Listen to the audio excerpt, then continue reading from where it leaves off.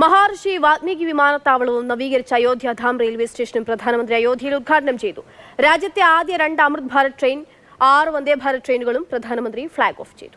അർജുൻ പീതാംബരൻ വിവരങ്ങളുമായുണ്ട്. അർജുൻ, ഒരുപാട് പദ്ധതികളുടെ ഉദ്ഘാടനം നടന്നിരിക്കുകയാണ്. അതിനുശേഷം ഇപ്പോൾ പ്രധാനമന്ത്രി സംസാരിക്കുകയും ചെയ്തിരിക്കുന്നു. കൃത്യമായിട്ട് ഈ തെരഞ്ഞെടുപ്പ് ക്യാമ്പയിൻ വീഡിയോ വരെ BJP പുറത്തിറക്കിയിട്ടുണ്ട്. അതിൽ വരെ അയോധ്യയും കശ്മീരുമാണ് മുന്നോട്ട് വയ്ക്കുകയും ചെയ്യുന്നത്. ഈ പൊതുപരിപാടിയിൽ സംസാരിച്ചപ്പോൾ പ്രധാനമന്ത്രി സൂചിപ്പിച്ച പ്രധാന കാര്യങ്ങൾ.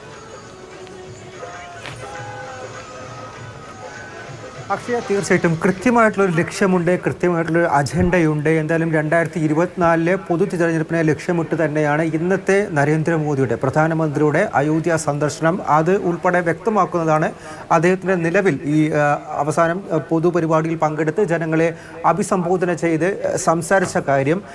വികസന പ്രവർത്തനങ്ങൾ, അതായത് നിലവിൽ ഈ അയോധ്യയിലും ഉത്തർപ്രദേശിലും ഉൾപ്പെടെ ഇന്ന് തറക്കല്ലിട്ടതും അതല്ലാതെയുമുള്ള വികസന പ്രവർത്തനങ്ങൾ, അതിൽ നിന്നും അപ്പുറത്തെ പാരമ്പര്യത്തെയും അതുപോലെ തന്നെ ഈ ഭൂതകാലത്തെയും എല്ലാം തന്നെ ഓർമ്മപ്പെടുത്തുന്ന രീതിയിലുള്ള ഒരു പ്രസംഗം തന്നെയായിരുന്നു നിലവിൽ ഇപ്പോൾ ഒരല്പം മുൻപ് പ്രധാനമന്ത്രി നരേന്ദ്രമോദിയുടെ ഭാഗത്തു നിന്നും ഉണ്ടായിരിക്കുന്നത്. പ്രത്യേകിച്ചും ഈ ഡിസംബർ 30 എന്ന് പറയുന്നത് അത് മുൻപ് ചരിത്രത്തിലും ഇടപിടിച്ച ഒരു തീയതിയാണ്. ഇതിപ്പോഴും വീണ്ടും ചരിത്രത്തിലാവുന്നു എന്നുള്ള കാര്യം കൂടി പറയുന്നുണ്ട്. അതിൽ ഏറ്റവും ഈ പ്രധാനമന്ത്രിയുടെ ഈ പ്രസംഗത്തിലെ ഏറ്റവും പ്രധാനപ്പെട്ട ഒരു ഭാഗം എന്ന് പറയുന്നത് ഈ ജനുവരി 22-ാം തീയതി പ്രതിഷ്ഠാ ദിനം നടക്കുന്ന ദിവസം മറ്റാളുകൾക്ക്, ഈ ക്ഷണിക്കപ്പെട്ട അതിഥികൾക്ക് അപ്പുറത്തേക്കുള്ള ആളുകൾ ദയവ് ചെയ്ത് വരരുത്, അവർക്കായി 22-ന് ശേഷം ഈ ക്ഷേത്രം എപ്പോഴും തുറന്നിരിക്കും എന്നുള്ള കാര്യം കൂടി പറയുന്നുണ്ട്.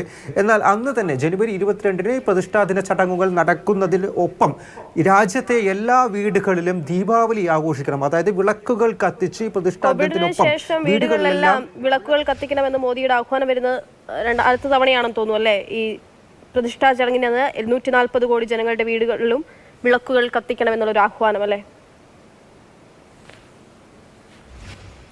തീർച്ചയായിട്ടും അത്തരത്തിലൊരു ആഹ്വാനം തന്നെയാണ് പ്രധാനമന്ത്രി നരേന്ദ്രമോദിയുടെ ഭാഗത്തു നിന്നും ഉണ്ടായിരിക്കുന്നത്. അതിനുശേഷം അതായത് 22-ന് ജനങ്ങൾ അയോധ്യയിലേക്ക് എത്തരുത് എന്നുള്ള കാര്യം അഭ്യർത്ഥിച്ചുകൊണ്ടാണ് ഇത്തരത്തിലൊരു ആഹ്വാനം മുന്നോട്ട് വയ്ക്കുന്നത്. അതിനുശേഷം ഈ ജനങ്ങൾക്കായി, രാജ്യത്തെ 140 കോടി ജനങ്ങൾക്കും വേണ്ടി ഈ രാമക്ഷേത്രം തുറന്നിരിക്കും എന്നുള്ള കാര്യം തന്നെയാണ് പ്രധാനമന്ത്രി വ്യക്തമാക്കിയിരിക്കുന്നത്. അതിനോടൊപ്പം തന്നെ ഈ ക്ഷേത്രത്തിൻ്റെ നവീകരണ പ്രവർത്തനങ്ങളും നിർമ്മാണ പ്രവർത്തനങ്ങളും എല്ലാം തന്നെ നടന്നു വന്നിരുന്ന ദിവസങ്ങളിൽ ഈ രാമൻ്റെ വിഗ്രഹം ടെൻറ്റിൽ വെച്ച കാര്യങ്ങൾ ഉൾപ്പെടെ എടുത്തു പറഞ്ഞുകൊണ്ടുള്ളൊരു പ്രസംഗമായിരുന്നു നരേന്ദ്രമോദിയുടെ ഭാഗത്തു നിന്നും ഉണ്ടായത്. അത് അദ്ദേഹം മുൻപ് ഈ 2019 2-ാം ടേമിൽ വിജയിച്ച് പ്രധാനമന്ത്രിയായ സമയത്ത് അദ്ദേഹം രാജ്യത്തെ ജനങ്ങൾക്ക് വേണ്ടി കൊണ്ടുവന്ന ഒരുപാട് യോജനകൾ ഉൾപ്പെടെ എടുത്തുകൊണ്ടുള്ള കാര്യങ്ങൾ, അതായത് ഈ രാമന് വീടാവുന്നതിനൊപ്പം, അത് ക്ഷേത്രം പൂർത്തിയാവുന്നതനുസരിച്ച് രാമന് വീടാവുന്നതിനൊപ്പം തന്നെ രാജ്യത്തെ 4 കോടി ജനങ്ങൾക്കുൾപ്പെടെ ഈ പ്രധാനമന്ത്രി യോജനയ്ക്ക് കീഴിൽ വീടാകുന്നു. അതിനോടൊപ്പം തന്നെ ഈ ഉജ്ജ്വൽ യോജനയ്ക്ക് കീഴിലുള്ള ഗ്യാസ് സിലിണ്ടറിൻ്റെ കാര്യങ്ങളെല്ലാം തന്നെ എടുത്തു പറഞ്ഞ്